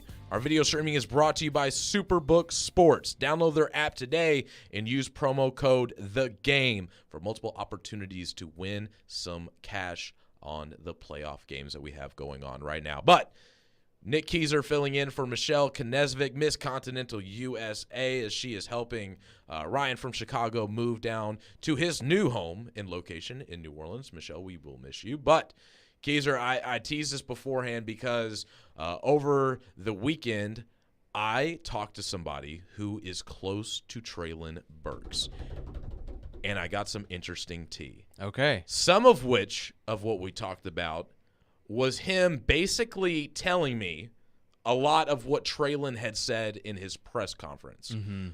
So we're going to go into what Traylon Burks said about him and what he is elected to do in this offseason. You mentioned your breathing, how much calibrating the asthma and the weather and all of that last year. I imagine it was much more difficult than you expected. How much have you kind of figured out everything now? And I would just say that's why I've been here, just making sure that I'm running in the heat. When I do get that feeling, I know how to control it now, just being here with Todd and running with him out there, or running with the strength coaches. Frank doing a good job of, managing what I'm doing and not overdoing something. So it just all goes back to me being here throughout the whole offseason and getting that under control. That was Traylon Burks when asked about his breathing going into this season. He's just dealing with asthma. He didn't come into camp in shape last year. He wasn't ready to go, and I felt like that really set him back with his rookie campaign. So, Keyser, what I heard from this source who is close to Traylon is that he has been working diligently this offseason and that he's got an edge to him based off of what happened last season. He knows the comparisons between him and AJ. He knows that he's going to be the focal point of this offense and that if he doesn't step up, it is going to impact the receiver room, the offense entirely. But one interesting note that I did hear from this source is that Traylon Burks wants consistency in the quarterback room this offseason. He says that is key to the development of this offense, and he doesn't want to see a lot of turnover. If it's a switch in the season and it's early in the season, it's understandable, especially with, Will Levis being drafted in the second round, Malik Willis. He's got another offseason to see if he can improve and compete in this quarterback room. But what this source told me was that the quarterback that he really favors is Malik Willis. Okay. So he likes Malik Willis. They were roommates together in rookie minicamp when they both came in last year, and that he has been working out with Malik Willis a lot this offseason. And we've talked to Malik Willis's quarterback coach. He's reached out to Michelle and I based off of some things that we were saying he kind of wanted to clarify, kind of give his side of the story about how much work Malik has been doing. Malik hasn't been on social media a lot talking about, what he's doing, how he's preparing. From what I'm gathering, is that he's just trying to work and fly under the radar because he knows that a lot of people, if not everybody in this town, is doubting his ability to play. But Treylon Burks, with his connection, he believes in the upside of Malik Willis, and he thinks throughout this offseason, the improvements that he's done, they've been through their rookie season. They know what to expect. There's not going to be a lot of surprises going into this year, and Treylon Burks likes what Malik Willis has to offer. He says he's still up in the air about Will Levis. He hasn't got to meet him. He hasn't got to throw with him, and that there is room to change his opinion about that. Sure. But as of right now, he is a believer, and he is buying into Malik Willis. I do like that update, so I appreciate you sharing. I think that is pivotal, and no, the thing that I think the way I process it with that is it makes sense. So I'm sure that the type of players that they both are, I think that they suit each other well. I mean, you see, I personally believe the way that Malik had to carry himself last year, it was difficult. He gets drafted. He's doubted. He does get to play in some games. At the same time, too, when he's playing in these games, we didn't think he would even get to this point. So the fact that he performed the way that he did. Now, the Titans were down at the time. It was not a typical Titans team that you're going to see. So that was the one thing for me when I was on vacation when he started that game against the Chiefs, and I sat and watched the entire game. And I think when you were saying that was the first thing that came to mind for me, because he needs to carry that confidence that he had in that game. And if that's the case, and he's working with perhaps one of the biggest, if not the biggest, X factor on offense right now in a Treylon Burks, that's huge. And so I know all this week we've talked about Titans need to get some guys. Titans need this. Titans need that. Yeah, we know. So, I mean, it's the off season. That's just the way that it goes. But I also think that is going to be a huge storyline, and I think that's something to keep an eye on. So if he prefers Malik Willis as of now, I think that's a good thing to say as of now, then I'd like to see those connections either at practice. Now, preseason don't matter too much, but I'd like to see that connection pop off a little. Now, Treylon, I don't know how much he would play then. Doesn't matter. Like I said, preseason. I'd still like to see it personally because I like to see it to believe it. But I think that's an interesting combination. So I wonder if he likes how he throws the ball to him. Like, I'm thinking of different little things now, but I like that little update. You gotta see it from this perspective. And it's that, when it comes to the traits, his mobility, his arm strength, I mean, Malik Willis was kind of one of those that were blowing people away at his pro day and at the NFL Combine last year. He played at Western, actually. He played against Western, and when I was watching him, when he got drafted by the Titans, I went back to that game, and that was the first game that I watched. Now it was the season before, wasn't it? The season, yes, correct. But I still went back and watched it. So, yeah. But yes. I paid more attention to him when he was more of a draft prospect and tried to catch whatever Liberty game that I possibly could. Sorry to cut you off, but yes. You're fine. And I watched a particular game because I was like, okay, these are going to be two big time quarterback prospects that are going into the year, and that was when Liberty went and played Ole Miss. Now, obviously, there is a huge talent discrepancy between Ole Miss and Liberty. But what I saw there is when Malik is under pressure, that he tends to make rash decisions and takes unneeded sacks, sometimes doesn't throw the ball away as quickly as he needs to be. But the one thing that his trainer, like I said, who DM'd Michelle and I, his name is Sean McEvoy. McAvoy? Is it? Yeah, that sounds about right. McAvoy? Sean, I think that's it. Sean McAvoy. Sorry. Not having a good morning pronouncing things today. But it's hard. With that being said, he's told me that what they've worked on this offseason is for Malik Willis to be more of a pro style. And he used the comparison of, at times, instead of being more like the Malik Willis at Liberty, he needs to play more like a Logan Woodside and to sit back there, not look to run so quickly, go through your progressions, and make the pass that is appropriate for the defense that's in front of you. If it's a check down that gets 2 or 3 yards, so be it. That's what's there. But if not, make the pass and make the correct read. And I think that instead of relying on his athleticism, because in some of the games we watched him play for the Titans this year, he seemed a little bit slower than what people had expected, and that's just because of the speed of the NFL. So I think for him, flying under the radar, them drafting Will Levis, and Will Levis getting a lot of the hype, and everybody's talking about when he's going to play, this could play in well for Malik Willis. And for me, I don't expect much from him. I don't expect him to compete with Tannehill and Levis, but with some of this information that I'm getting, I'm going to keep an open mind, even though I am still not a believer in Malik Willis. I certainly would. And I think, I'm behind the glass like Frazier is, but I always think to myself when I hear a lot of this conversation about, we've got Levis. And, Willie said yesterday, he's like, it's me and Derek. We're going to take a break from Will Levis. And I loved that. But I think it's important to consider the whole story. Malik is part of the whole story for me, and I would like to give him more of a shot, and I have not tried to leave him out of the question mark because it's a good problem to have. And the other thing, too, that I brought up earlier this week, and I think I mentioned it with Michelle, having the 3 quarterback rule come back, that would be great.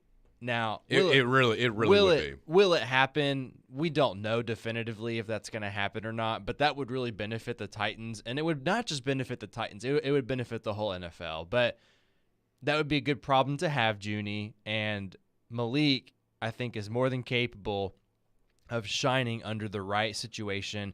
And now, like you said, he needs to be more of a pro and play that pro style. When he has the chance to execute that, I think we'll get to decide then.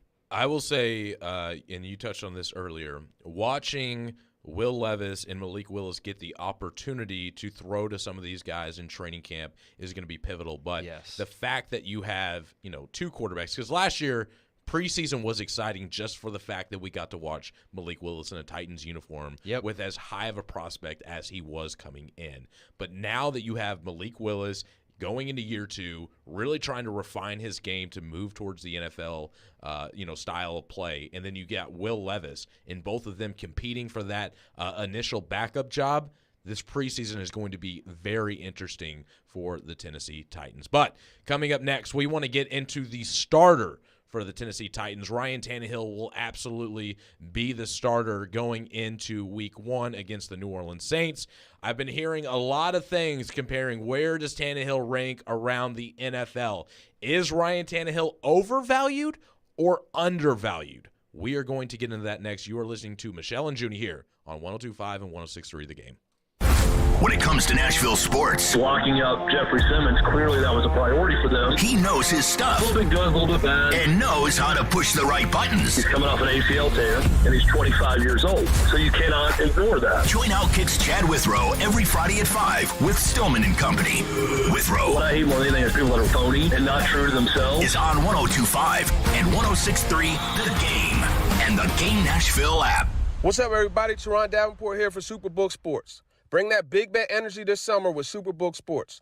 Superbook Sports is the most trusted name in sports betting. And right now, use promo code THEGAME to score up to $250 with their first bet bonus. Win or lose, they'll match your first bet up to $250 with promo code THEGAME. Simply visit Superbook.com for terms and conditions or download the Superbook Tennessee app in the app stores. Enter promo code THEGAME and you'll get $250 courtesy of Superbook Sports. Gambling problem? Call 1-800-GAMBLER. Music City will be rocking June 23rd through the 25th with a different sound, the sound of NASCAR. Start your engine! The Ally 400 is back at Nashville Superspeedway, and this year, it's a night race. NASCAR in Nashville. It's guitars and fast cars under the lights. Visit NashvilleSuperspeedway.com to get your tickets for the triple header weekend, including the Ally 400, Tennessee Lottery 250, and the Rackley Roofing 200 today. If you missed the latest from Stillman and Company. I'm trying to figure out how they come up with some of these stats, because what I saw was Derrick Henry running behind Dennis Daly and Aaron Brewer. That's what I saw last year. I didn't see Derrick slow down. So I look at the Titans. I don't disagree with the fact that they may have the 25th best roster in the league. And I don't look at the Titans and say that they're flawless. And I'm not arguing with Pro Football Focus at all. I just look at that list and I think to myself, how many of these teams ahead of the Titans have a coach as good as Mike Vrabel, a force multiplier who makes everybody better and can motivate his team as well as any coach in the league? And how many of these teams have Derrick Henry? Not have a really good player, but I mean have a win you games type player in Derrick Henry. Stillman and Company, weekdays from 2 to 6 on 102.5 and 106.3 The Game and the Game Nashville app. 102.5 and 106.3 The Game is live and local. And now, let's meet the starting lineups. Robbie and Rex Road 6 to 9. You are talking about a team that's building a roster. Chase and Michelle 9 to 11. He's still under contract. It's not always X's and O's. Caroline, Willie, and D Mace 11 to 2. Trades, free agents. Let's get it going. I think this is a good hire. And Stillman and Company 2 to 6. I can give you one of the best coaches in the league. And don't forget, we're your home for all things Nashville. He scored! Nashville's best sports talk. 102.5 and 106.3 The Game. We try to stay cool by being on social media. I'm with it. I'm hip.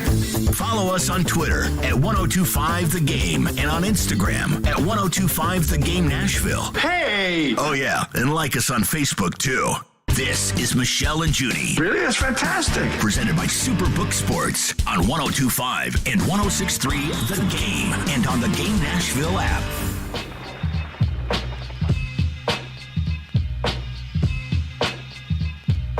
Welcome back into Michelle and Junnie. Nick Keyser filling in for Michelle Knezovic today. We teased it before the break. Is Ryan Tannehill overvalued or undervalued? And I think my answer is going to kind of surprise you. I think when it comes to the national media, you know, because I was kind of diving into this, and I looked at NFL.com, ESPN, Fox Sports. They all have their own little QB rankings. And when I look at the national outlets, Tannehill is pretty much ranked in the bottom third and bottom, sometimes fourth, like in like the 25, 26 range on the national level. But then when I go to the local side of things, and I listen to people on our station, and I listen to some of the writers, and I listen to TD. Sometimes I think Tannehill gets a little overvalued. I think here locally people kind of appreciate Ryan Tannehill a little too much, and I think the national media doesn't give him his credit where credit is due. So I wanted to go through this exercise. You know, you and Michelle did it. Jared did it. I want to talk about, you know, certain quarterbacks that you think are better than Ryan Tannehill or worse than Ryan Tannehill. So I'm going to leave out Mahomes, Burrow, Hurts, Allen, Herbert, Rodgers. Leave out all the redundant big things, big guys that we all know. He's not better than Rodgers, Herbert, or none of them. So let's start with this one. Okay. Lamar Jackson. I would take. Why is this harder for me? No, I don't know why it is. I would probably take Lamar over Tannehill. I see. I'm a bit more critical of Lamar, but I would still go with Lamar. I think Lamar. Yeah. Okay. In the division, Trevor Lawrence. Tannehill. What? Tannehill. Are you serious? Yeah. You would take Ryan Tannehill this season over Trevor Lawrence. Look, I'm not saying that Trevor Lawrence and we've had this conversation, and I may have even picked Tannehill the other day too. Maybe not. I may contradict myself, but because I've had more time to think about what Michelle and I said, So I think when you look at what he's done with the team, now look, the overall body of work that Lawrence has, I think is fine at the very beginning of his entire career. But I think right now, just the way that now, I still don't think right now. In the situation, there's no way. In the situation that they have, you don't know what he could possibly be this year for the Titans. Trevor Lawrence is one of the best quarterback prospects that have come out. And again, you can look towards his rookie year when they had Urban Meyer. I throw that out of the window. Oh, yeah. Last year, they started off, he had just about average league numbers. But when that second half of the season hit, he was a top 5 quarterback towards the tail end of the season. Well, and for him, as big of a prospect as he is, I expect him to take another jump. They get Calvin Ridley back from his suspension. I think Trevor Lawrence is going to blow up. I particularly don't look at this like it's not even close. It's not even close, the upside that Trevor Lawrence has, the talent that Lawrence has, the prospect that he was coming in, and the way he showed out at the end of last season. For me, it's not even close. So I do, like, Junnie, I do agree with you, but it's just the feeling I have for the season. Okay. I would rather have Tannehill, but I like Trevor. Trevor is definitely – now, you had that take about him being real good after the bye week. I think he was the best quarterback in the NFL at the time after his bye. I really think he was. He put up astronomical numbers. But let's get to some more QBs here. Dak Prescott. Dak. See, I would take Tannehill. Why would you? Okay, so they're okay. I think Dak, he missed, 6 games last year, and he still led the league in interceptions. And he had a stacked Cowboys team last year on defense and on offense, and he always seems to find a way to mess it up. I would rather go with the consistency of Ryan Tannehill. Tannehill obviously had the 3-pick game against the Bengals, but with that being said, I would still rather go with Tannehill over Dak. I'm not a Dak Prescott guy. Look. Okay, I think that's warranted, and I think the way that Dak plays as a complete guy, I'm still always going to go back to how Chase feels about it. How about them Cowboys? Okay, yeah, whatever. Okay, look, they play Homer. but they play. How about them Cowboys? Yeah, see? But look, I think Dak is more than capable of being a better playoff quarterback than Tannehill, and I would rather go to Dak, who is more than capable of leading his offense. I would rather. I think he's very smart. I think he's someone that he has fit the bill to what the Cowboys have asked out of him. Now, the Cowboys have been the Cowboys. Like, Chase's little punchline gets me thinking they just choke all the time. Listen, I like Dak. I think he's a great guy. I love his story. I love, he was Walter Payton Man of the Year. He does a lot of good stuff, for charities around Dallas, his hometown, his college town, all that stuff. He's a great guy. Yes. I'm not taking him on the field. So, fun fact really quick, I also ran into him at a Preds game after his rookie season. Really? Yep. That's interesting. Yep. Okay, here's another one, and I think this is a good conversation. Kirk Cousins. Ooh! Finally, I was waiting on this question, actually. Derek Mason and I talked about this yesterday. Okay. Because he came in the middle of our conversation, and I had to think a little more about it. So the other day, I had strongly gone with Tannehill because Tannehill was a more proven asset in the NFL. But has he? But okay, so I think we're going to agree on this. Okay. I think I'd take Kirk Cousins. I would take Kirk Cousins as well. I think he's just a better passer of the football. And again, that might have to do that he has had really good receivers in Minnesota. But, you just don't see Ryan Tannehill lighting teams up. When Kirk Cousins is on, I like his and accuracy. it's not prime time. Yeah. I mean, Kirk lights it up. Yeah, and for Tannehill, the whole argument about, Tannehill led the Titans to the AFC Championship. Sure. I hate that argument. Because he didn't throw for 100 yards in any of those wins against Baltimore and New England. And Derrick Henry was having a historic all-time run for a running back that was basically putting a team on his back, literally, with the amount of people that were trying to tackle him at that time. and leading them to the AFC I Championship. think Kirk, you're a Saints fan. You watch Kirk Cousins and the plays he made to beat Drew Brees and that team. I thought there was no way. I thought there was no way that Kirk Cousins and the Vikings would go in and beat Drew Brees in New Orleans, and they did. And they did it pretty emphatically. It's still PI. Still PI. That's not the same. That was the Rams game, and I know. I'm NFC still so. That's just. But the whole performance from Kirk the following season just irks me the wrong way. Okay, here's another one. And I think this one is a bit more interesting. Okay, Jared Goff. Okay, we did touch on this. We did.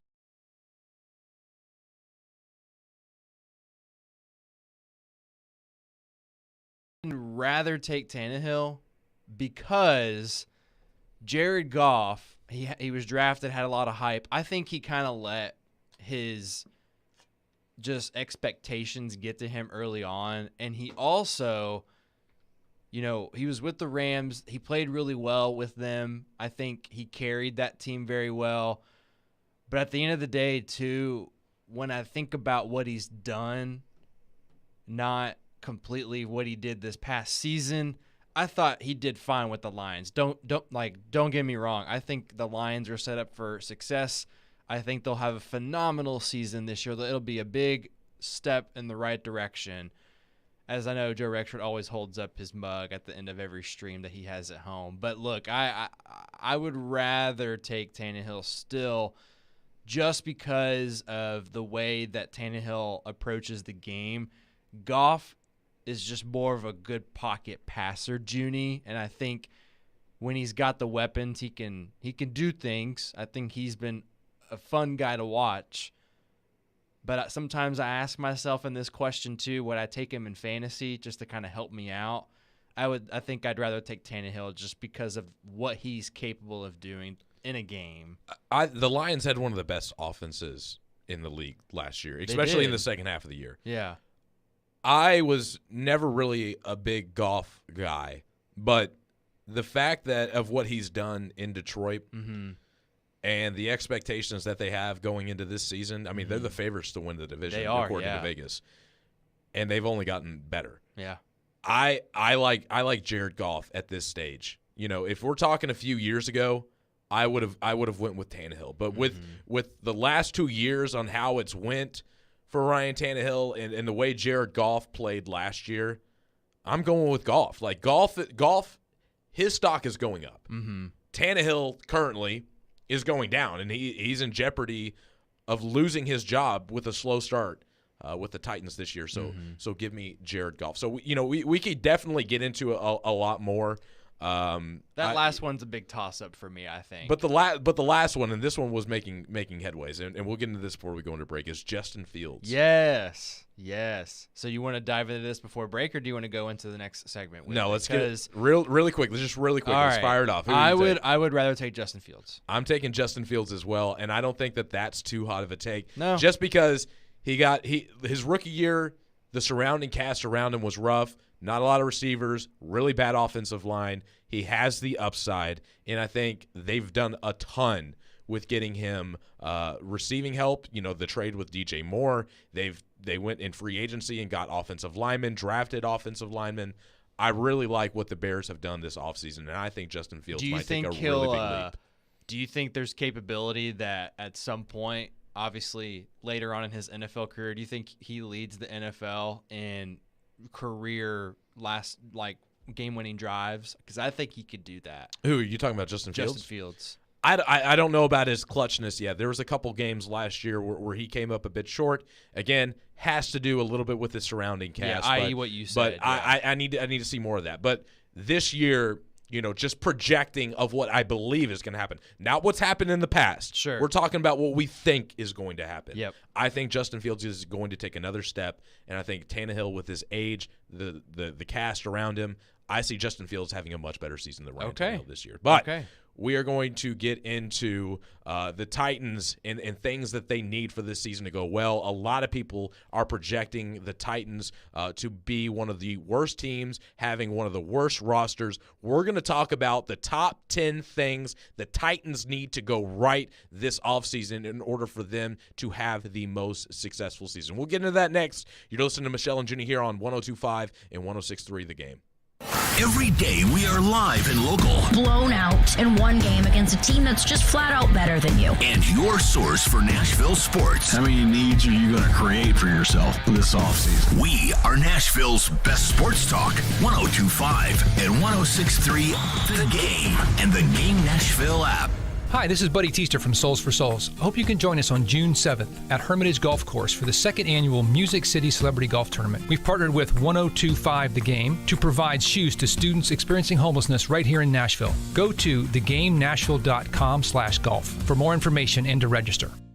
It's Family Leisure's Memorial Day sale. So get your family swimming now. DIY pools start at just $19.99. 24-foot pools are only $29.99. Installed with 6 months, same as cash. Over 450 different packages to choose from. Guaranteed below internet prices. Family Leisure has great prices on spas and hot tubs in stock and ready for immediate delivery. The Cypress Spa by Strong is only $29.99. Family Leisure has the one you want at guaranteed low prices. I want to be in some new patio furniture. Family Leisure has hundreds of sets from all the best brands on sale at guaranteed low prices. And right now, free delivery. I want to check out the new grills and grill islands. The Sabre infrared grill starts at only $11.99. Complete bull grill islands start at only $39.99. Installed on your patio with a Sabre grill. Tanning beds, pool tables, massage chairs, and more. On sale now at Family Leisure's 31st Memorial Day sale. That's Family Leisure. 2 huge locations, Antioch and Franklin. More than 80 million Americans depend on AM radio for their news, traffic, weather, sports, and a community connection. It's the backbone of the emergency alert system, keeping us safe in dangerous times. It's critical that we keep AM radio in cars, because when cell and internet services are down, this free emergency service could be your only lifeline. Text AM to 52886 and tell Congress we need AM radio in cars. This message furnished by the National Association of Broadcasters. Cromwell Media, the proud owner of this radio station, is recognizing 3 of our talented teammates in May. At 102.9 The Buzz, part-time host Roman Haviland notches 11 years, and Chris Atticus, the Buzz brand manager and midday host, celebrates 3 years. Nick Frazier, part-time producer on 102.5, 106.3 The Game, passes his first year with us. We thank each of them for helping us make a difference every day. And by the way, we're always looking for new talent. Ping us at together@cromwellmedia.com and let's talk. 102.5 and 106.3 The Game has an all-star lineup Monday through Friday. Batting first at 6 a.m., it's Robbie and Rexroad. Yeah, you take that. You take that. Take me 80% of that. Followed by Chase and Michelle at 9. Couldn't hit the broadside of a barn. I need my caffeine so much. Then it's Caroline, Willie, and D-Mace at 11. Yep, green light, let's go. You got a lot of options. He say, she say. And bringing it home at 2, Jared Stillman for Stillman and Company. That guy will be a good coach. We are Nashville's best sports talk, 102.5 and 106.3 The Game. This is Michelle and Junnie. Well, thank you so much. Presented by Superbook Sports on 102.5 and 106.3 The Game and on the Game Nashville app. Welcome back into Michelle and Junnie. Nick Keyser filling in for Michelle Knezovic. We were just talking about Ryan Tannehill compared to other starting quarterbacks and where he matches up.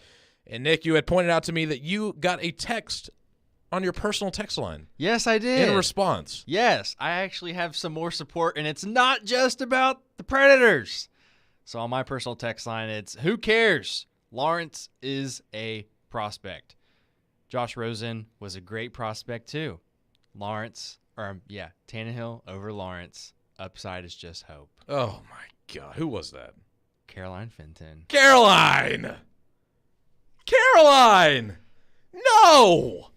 Not you too. Yep. Listen. She brought up Josh Rosen, number one, and again, it's an example. Listen, the level of being an elite prospect between Josh Rosen and Trevor Lawrence is night and day. Trevor Lawrence is up there with your Andrew Lucks, your Peyton Mannings. He had that much hype when he came into the NFL. He did. Josh Rosen, people were questioning on whether or not he actually wanted to play in the NFL during his draft process. He only got drafted because of what he did at UCLA. And I was never high on Josh Rosen. But when you look at Trevor Lawrence and what he did in the tail end of last year, and especially in the playoff game, when you throw 4 picks in the first half and then you can get over that, move past that, and then lead your team after being down 27-0 and come back and win, that shows a lot of guts. So I did bring that up when Michelle and I talked about it. Yeah. So look, I mean, that's a proven quality. But here's the thing. The one caveat that I had with that one situation is this. He put himself in the hole. He had to get himself out of it. His defense had to help. He had to turn it around. They collectively as a team had to work together toward it too. It was not just him winning that game. It was not. Now, at the end of the day, it looks to be like those mistakes are going to be a big learning factor for him, and they are. But for me, I got to see him make those not make those mistakes. And I need to see a little more out of him this year to lead this team. And I understand that. Okay, like the first half of the playoff was rough, but in the second half of the season, he had a 15-1 or 15-2 TD to interception ratio. He was also, I think he led the NFL in QB rating. Probably. And again, this was year 2, yes. right? So going into year 3, and especially in year 3 with Doug Peterson, a Super Bowl winning coach, an adult, and not Urban Meyer, who's going to college bars and putting his hands where they're not supposed to be. I like Trevor Lawrence, and I think that you're going to see him have a breakout season and pick up just where he left off last year. But either way, that is not what we're talking about in this segment. We are getting into the top 10 things the Titans need to get right in order for this season to be a success. You wanted to say something? Number one, this offensive line has to find a way to come together. Yes. Okay. I think it was a lot of patchwork, a lot of unproven guys. I don't like, and I mentioned this, and people were trying to rip me about it, but I said going into last season, the Titans' offensive line was better. Yeah, the trenches. Now again, with the Ben Jones, the Nate Davis injury, the Taylor Lewan injury, that whole narrative changed. Okay, but with the guys they went out and got, the Brunskill, moving Aaron Brewer to center, which is unproven. Andre Dillard, who couldn't beat out a guy that was drafted in the same draft as him, that was a much later round pick. These guys are unproven, and I really need to see the combination of how they're going to fill it out. Where's Skoronski going to play? Is he going to play tackle? Is he going to play guard? If they can come together, that is the number one most important thing this season. I agree with you. Number 2, how will Harold Landry play coming off the ACL? Ooh. I think this is something that not a lot of people are talking about. They're saying he's healthy. He looks great. They said the same thing about Bud Dupree. Yes, they did. Okay, and Bud Dupree was not the same player. He was a double-digit, he got double-digit sacks in back-to-back seasons, and then eventually, with the injury, it really slowed him down. And look where he is now. He's on a year-to-year contract. So he's not the same player. The biggest thing that I can offer as a former athlete is having that surgery. It's no easy task. You're not going to be the same. Oh no, you are not going to be the same. You and I understand that, but at the same given point in time, if he can't accommodate as a professional to stand up for himself and help this defense out.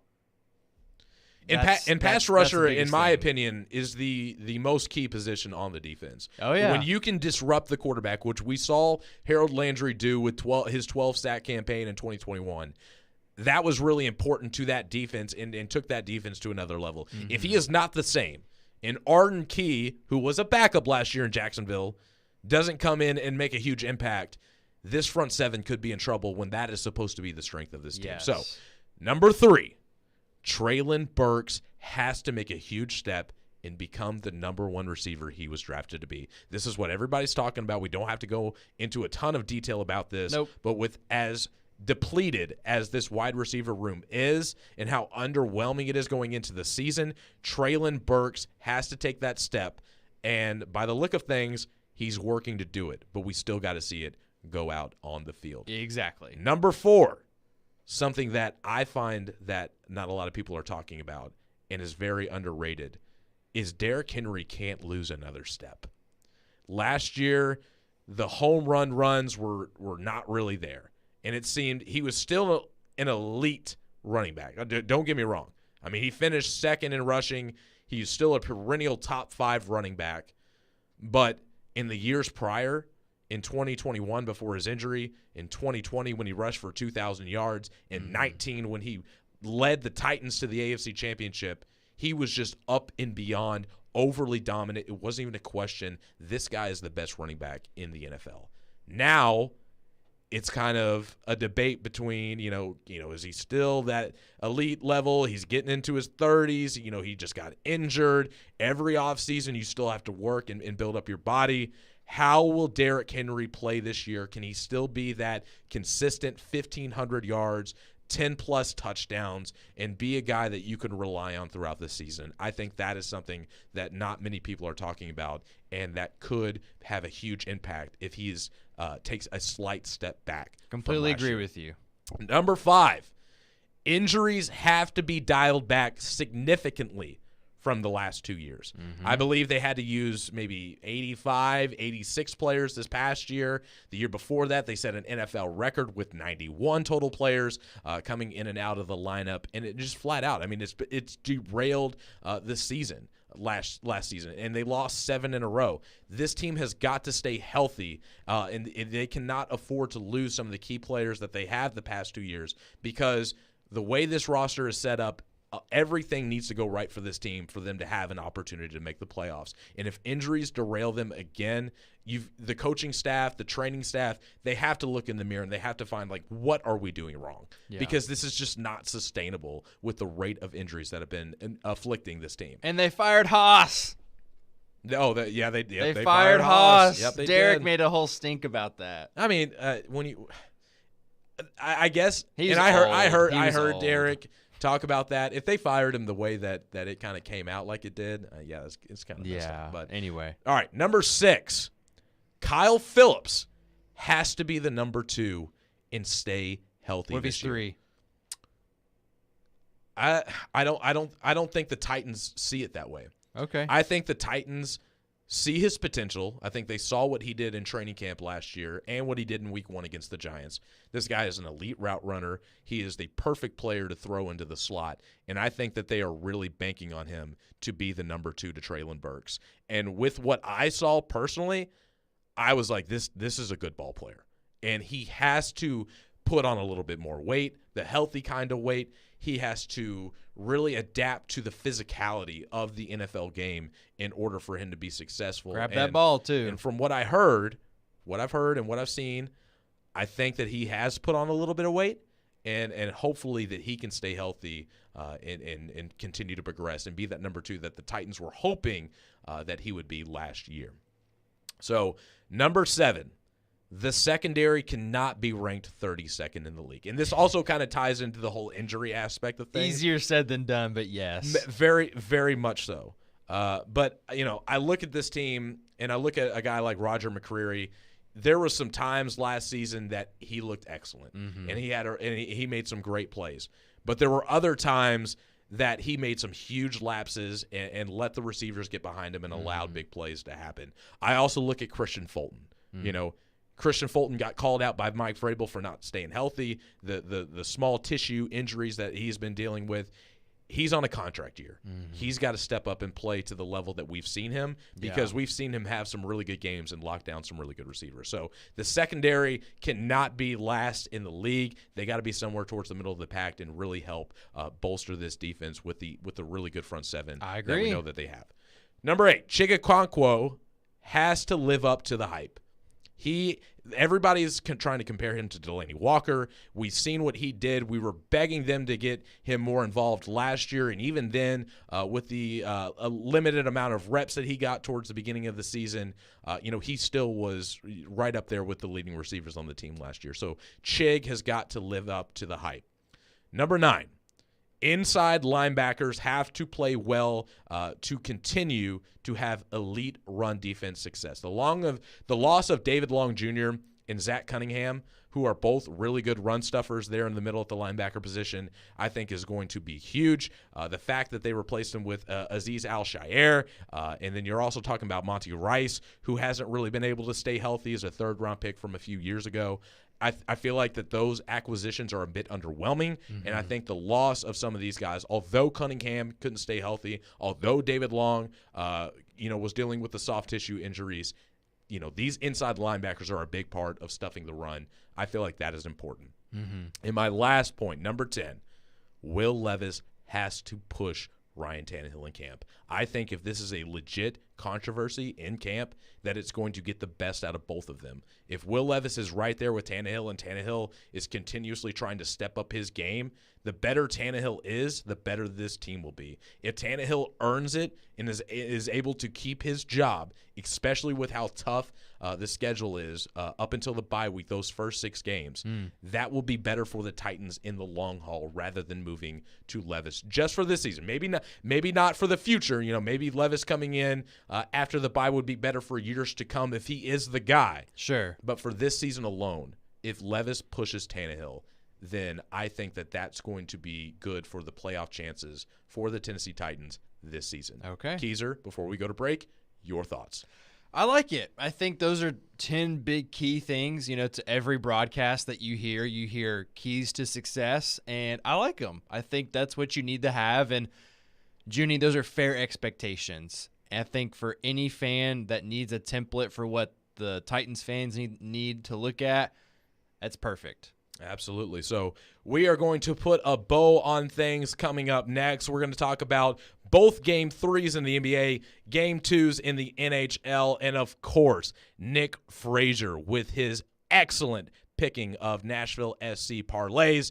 Make some money. Tune in next as we put a bow on things. You're listening to Michelle and Junnie here on 102.5 and 106.3 The Game. They combine hard-hitting journalism. Titans have actually made a move, finalizing a one-year deal. Strong-willed opinions. No, I disagree. No, I totally disagree with that. And sometimes some old man takes... Don't want those cooked carrots that are 5 days old. To create the perfect morning show, they are Robbie and Rex Road. Mornings from 6 to 9. Presented by TJ Anderson Homes of Benchmark Realty on 102.5 and 106.3 The Game and the Game Nashville app. 20 years ago, when Genesis Diamonds came to Nashville, this was one of the most expensive cities in America for diamond jewelry. Our radical approach and no middleman pricing changed that forever. And now we're doing it again, this time with lab-grown diamonds. We were shocked to find out what the other mall stores and the other big radio advertisers were charging.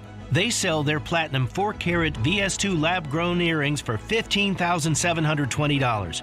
We sell them for $6,900. Their 3.08 carat lab-grown round diamond with G-Color VS2 clarity is $10,045. We sell it for $5,900. Looks like they might be going back to the old ways.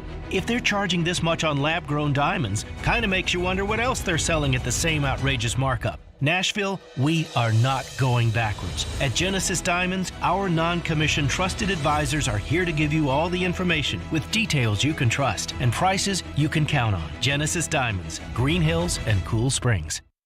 Do you take pride in your work? Do you want to help build Nashville? You need to join Ironworkers Local 492. They build Nashville, working on everything from steel erection on buildings and bridges, plant maintenance, concrete, reinforcing, conveyor work, sheeting, welding, rigging, fence erecting, curtain wall, window wall, and a variety of other specialty work. They provide the best skilled iron workers for contractors and projects in Nashville. If you want to build Nashville, you want to be proud of doing it, visit ironworkers492.org. Join Ironworkers Local 492. Hey, it's Mike from Newton Nissan South. School's almost out. Parents, are you ready for the summer break? Long days, hot weather, restless kids? Oh my! We've got one possible solution for you. Our annual student car giveaway. If you have a high school student who makes good grades, listen up. Our student car giveaway is our way of rewarding those smart students. For every A on their report card, they get one entry to win a brand new Nissan Versa. That's right, good grades might equal a free car. The student doesn't even have to have their own driver's license. Just good grades on a Tennessee high school report card. It's simple to enter too. Just go to newtonnissansouth.com/our car giveaway and follow the instructions to enter. They must be present to win at the giveaway event at Newton Nissan South in Shelbyville on June 23rd. The deadline to enter is June 12th, so don't delay. Enter your high schooler today. Yes, this is a free car that will be given away to one lucky Tennessee high school student. Even if they only got one A in gym class, they're eligible. It's almost time for the second annual Music City Celebrity Golf Tournament presented by Gary Force Acura and benefiting our friends at Souls for Souls. Join us on June 7th at the President's Reserve at Hermitage Golf Course. You can put a team together to play with athletes, musicians, and other local celebs like me. It's going to be awesome and for a great cause, and you'll have a great chance to win great prizes. Sign up to play, sponsor, or simply donate at thegamenashville.com/golf. The postseason is here. Whether it's the NHL Stanley Cup playoffs or the NBA, we have you covered on Nashville's best sports talk, 102.5 and 106.3 The Game and the Game Nashville app. This is Michelle and Judy. Really? That's fantastic. Presented by Superbook Sports on 102.5 and 106.3 The Game and on the Game Nashville app.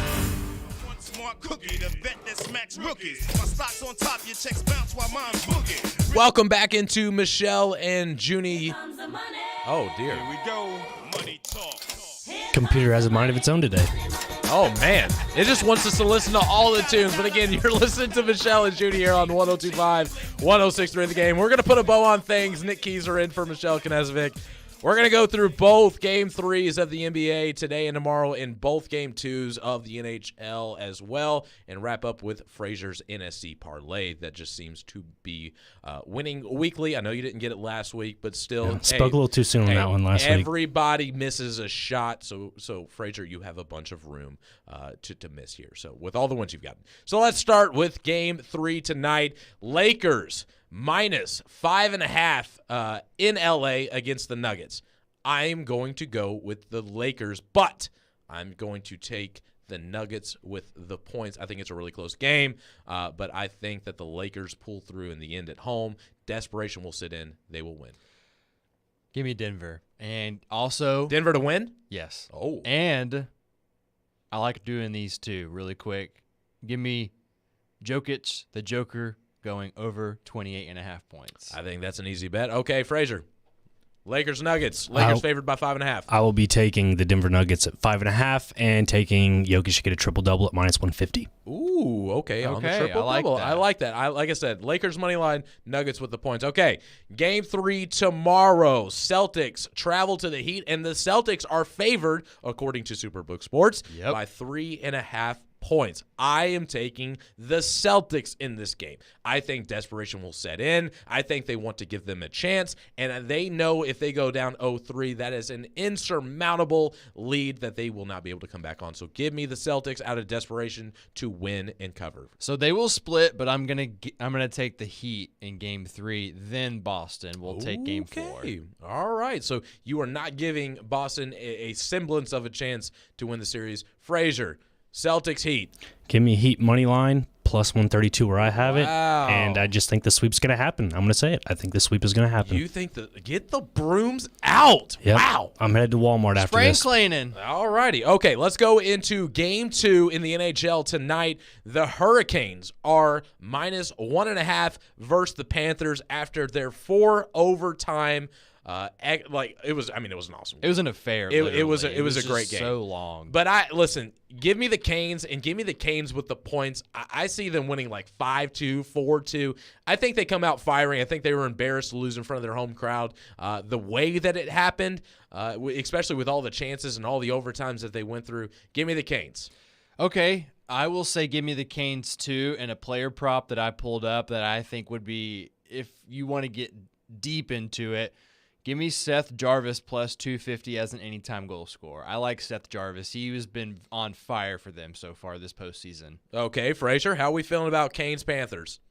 I like the over 5.5. It just speaks to me. It's just saying, hey, there's going to be a lot of goals. Take it. So I'm going to advise that. So that was an important point because I think it was either Robbie and Rexler or it was either you and Michelle the other day that they said that this game could go one or two ways. Mm-hmm. It could either be a scoring affair with how exhausted the goalies are, or the skaters are going to be exhausted, and they're not going to put up a lot of points. I think it was me. I said I don't think we're going to see a high-scoring game. I really do not think we will see that. I see like a 2-1, maybe a 3-2, just to get slightly on the under. I would take the under. I think their legs are going to be gassed. Okay. Yeah, I mean, I think that's fair. Because in a sense, they played more than 2 games. Yeah, there was one guy that skated 8 miles, by the way. Oh, my God. Yeah. Yep. 8 miles? Yes. That is, believe that was Brandon Montour that skated that. Bless his soul. Bless his soul. Okay. All right. Okay. After last night, Golden Knights are up 1-0 against the Dallas Stars. Are still playing in Vegas. Golden Knights are a 1.5 favorite over the Dallas Stars. Give me the Stars in this game. They're at least going to cover. I think that they win outright. I like what you said, Nix. I think goaltending-wise, defensively-wise, they're really aggressive. I think the game kind of got stolen from them in the matchup last night. So give me the Stars to even up the series and head back to Dallas 1-1. It'll be under 5.5. I'll say that, and I will also be taking the Dallas Stars in this game. Okay. I will be taking the Vegas Golden Knights on the money line, and on top of that, I will take over 5.5. Wow. Okay. Okay. You're feeling some high scoring hockey this weekend, Frazier. Yeah, playoffs. I just feel like it's going to be a lot of scoring and everything. So let's do it. Okay. And the way we wrap up every single show, Frazier gives his Nashville SC parlay, and believe me, I have already missed out on a grand's worth of money because I have not listened to him. So Frazier, give the people what they want. Give them the money. Yes. What is your parlay this week? I'm going to give a little stat real quick. I know we're punched on time, but Nashville SC is currently doing some history right now. They have the least conceded goals in the MLS. They're currently at 8, sit at the bottom of the table. That's a good thing to have. The team that leads the league in that is Charlotte, who they play today. And they lead it with 23. So that Joe has a big game tonight. Exactly. So I'm taking Nashville SC on the double chance. It's minus 210, and that goes along with the parlay. I also have Honey Mukhtar to get 2 shots on goal. Nashville SC on the corner spread, +1. My lovely little pick there. Teal Burnberry to get 1 or more shots on target, and Nashville SC to have 6 or more shots on target. Put 25 on it, that gets you 473, or just put 10 on it, wins you 189. That's dinner and a movie right there, fellas. Go put some money on Nashville SC. It doesn't matter. He goes to every game. He covers the team religiously. Put some money on the NSC parlay. That is all we got for today. Keezer, great work filling in for Michelle. As always, Frazier, excellent work. We had a great show here. You have been listening to Michelle and Junnie here on 102.5 and 106.3 The Game. The college football season